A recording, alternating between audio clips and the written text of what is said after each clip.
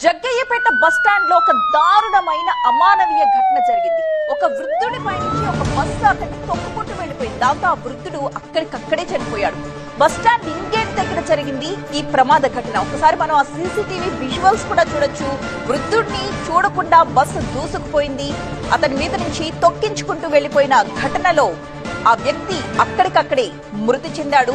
ఒక్కసారి ఆ విజువల్స్ లో మనం క్లియర్ గా చూడొచ్చు. ఒక వృద్ధుడు నడుచుకుంటూ వెళుతూ ఉన్నాడు. బస్సు అప్పుడే అక్కడి నుంచి ఇన్గేట్ నుంచి బయటకు వెళుతూ ఉంది. ఆ సమయంలోనే అతని మీద నుంచి బస్సు వెళ్లిపోయిన దృశ్యం మనం స్పష్టంగా గమనించవచ్చు. అసలు ఆ వృద్ధుడు ఆ డ్రైవర్ కి ఎందుకు కనిపించలేదు అనేది మనకి ఇక్కడ పెద్ద ప్రశ్నగా కనిపిస్తోంది. ఎందుకంటే అతడు ఎదురుగా బస్సుకి చాలా దూరంలోనే ఉన్నాడు. బస్సు అతన్ని గుద్దుకుంటూ ముందుకు వెళ్లిపోయిన దృశ్యం ప్రతి ఒక్కరిని కూడా కలిచివేస్తోంది. ఆ దృశ్యం అక్కడికక్కడే ఆ వృద్ధుడు మృత్యువాత పడ్డాడు. జగ్గయ్యపేట, ఎన్టీఆర్ జిల్లా జగ్గయ్యపేటలో జరిగింది ఈ దారుణమైన ఘటన.